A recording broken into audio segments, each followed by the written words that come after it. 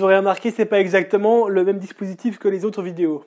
D'ailleurs, ces vidéos, vous pouvez les retrouver ici. En fait, notre projet à la base, c'est de vous parler des textes de théâtre qui ont marqué la culture populaire d'une manière ou d'une autre. Parmi ces pièces de théâtre, certaines sont plus modernes que d'autres. C'est le cas d'En attendant Godot. Voilà, et si vous ne l'avez pas encore compris, Marine aime beaucoup En attendant Godot. Oui. Vous allez voir, c'est très simple, et du coup, c'est pour ça que ça va être un peu compliqué. C'est pas compliqué En attendant Godot. On a deux vagabonds, Vladimir et Estragon. C'est pas méga la joie. Il parle de se pendre à un arbre ou de se jeter du haut de la tour Eiffel. C'est pas triste non plus, c'est même plutôt drôle. Bref, ils attendent Godot. Qui viendra pas. Spoilers! Par contre viendront Lucky et Pozzo. Lucky porte les bagages de Pozzo, il lui obéit, et il est même tenu en laisse. Ça choque un peu nos deux compères au début, mais après, ils finissent par s'en amuser. Lucky et Pozzo partent. Arrive un jeune garçon qui leur apprend que Godot ne viendra pas ce soir. Peut-être demain. Fin du premier acte. Deuxième acte, le lendemain, selon Vladimir. Mais c'est pas clair parce que les personnages ont une mémoire défaillante, surtout Estragon. Tout se passe à peu près de la même manière que dans l'acte 1, jusqu'à l'arrivée de Lucky et Pozzo. Lucky tombe à son arrivée et entraîne Pozzo dans sa chute. Vladimir et Estragon tardent à les aider, se disant qu'ils pourraient peut-être en tirer un quelconque avantage. Avant d'y renoncer.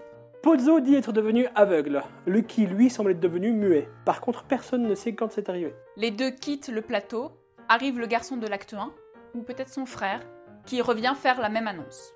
Le garçon ne se souvient pas être venu la veille. Tout comme Lucky et Pozzo ne se souvenaient pas avoir déjà rencontré Vladimir et Estragon. Vladimir et Estragon pensent à nouveau à se pendre, mais ils y renoncent quand la ceinture d'Estragon qu'ils pensaient utiliser pour se pendre se casse, alors qu'ils ont testé la solidité. Estragon dit « allons-y », il ne bouge pas. Fin. Voilà. La pièce dure généralement plus de 2 heures. Et elle fait partie, selon le journal Le Monde et la FNAC, des 100 romans du XXe siècle. À la 12e place, pour être précis. Et son auteur est un prix Nobel de littérature. On va tenter de vous expliquer un peu tout ça. Beckett fait partie des auteurs absurdes. C'est un terme qui fait débat, mais c'est pas le sujet là. Pour faire simple, les 3 grands auteurs absurdes Beckett, Ionesco et Adamov arrivent après la Seconde Guerre mondiale. Le début du XXe siècle a magnifiquement démontré la défaite de la raison. Le réalisme n'a plus de sens parce que la réalité n'en a plus non plus. Quant à l'action, vaine, elle est souvent absente de leurs écrits. Auteurs en quête de sens, celui de leurs pièces n'est pas aussi évident que chez leurs prédécesseurs.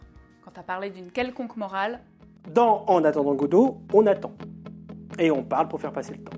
On parle très simplement. Beckett est connu pour écrire avec un vocabulaire plutôt limité. Mais on pense beaucoup à la mort, au temps, à la condition d'homme, d'homme avec un petit H. C'était important pour Beckett sans que ça fasse sens pour beaucoup de monde, mais En attendant Godot ne peut pas être joué par des femmes. Les femmes n'ont pas de prostate, elles ne peuvent pas jouer le rôle d'un homme. t'es injuste. Beckett était surtout obsédé par le contrôle. Il aurait voulu savoir dans quel théâtre seraient jouées ses pièces avant de les écrire. Au fond, ce qu'il aurait fallu à Samuel Beckett, c'est une troupe de théâtre avec laquelle travailler pour pouvoir être présent à chaque étape de la création. Pour donner un portrait plus juste du personnage, on peut ajouter que, même s'il était discret là-dessus, comme sur tout le reste d'ailleurs, Beckett a fait partie de la résistance, et aussi qu'il aidait des auteurs dans le besoin. C'est d'ailleurs ce qu'il a fait avec l'argent de son prix Nobel. Beckett c'était un mec bien. Même si peut-être un peu macho. La pièce est intrigante sur bien des points. Son décor, un arbre quasiment mort au premier acte, le voilà plus vivant à l'acte 2, comme si les saisons étaient passées. Sommes-nous donc le lendemain, comme l'affirme Vladimir, ou bien plus tard, ce qui expliquerait les problèmes de mémoire des autres personnages? D'ailleurs, ces personnages qui ne voient plus le temps passer, dont la vie ne tient qu'à la solidité d'une ceinture.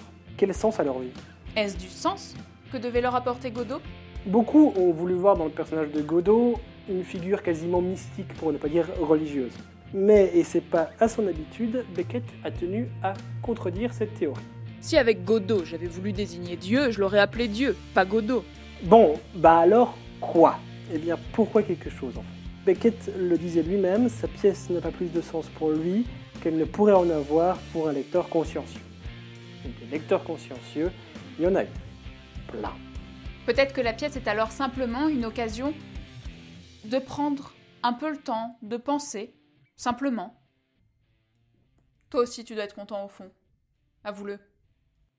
Content de quoi? De m'avoir retrouvé. Tu crois? Dis-le même si ce n'est pas vrai. Qu'est-ce que je dois dire? Dis « Je suis content ». Je suis content. Moi aussi. Moi aussi. Nous sommes contents. Nous sommes contents. Qu'est-ce qu'on fait maintenant qu'on est content? On attend Godot. C'est vrai.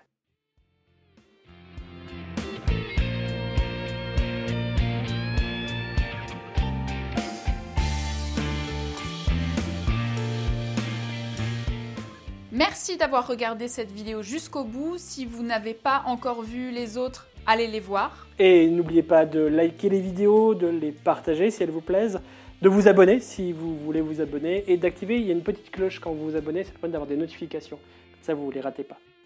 On a aussi un lien sous la vidéo si vous voulez nous soutenir. Voilà, et on se retrouve la semaine prochaine pour un nouveau classique confiné. On va revenir sur des classiques plus anciens. On ne sait pas encore lequel parce que c'est un de vous qui l'aura choisi. En attendant, confinez-vous bien, foutez-vous la paix. Salut. Ah oui, pardon, on vous a dit que la pièce ne pouvait pas être jouée par deux femmes. Et pourtant, une des versions qu'on aurait le plus voulu voir a été jouée par deux sœurs. Say, I am happy. I am happy. So am I. So am I. We are happy. We are happy. What do we do now that we're happy?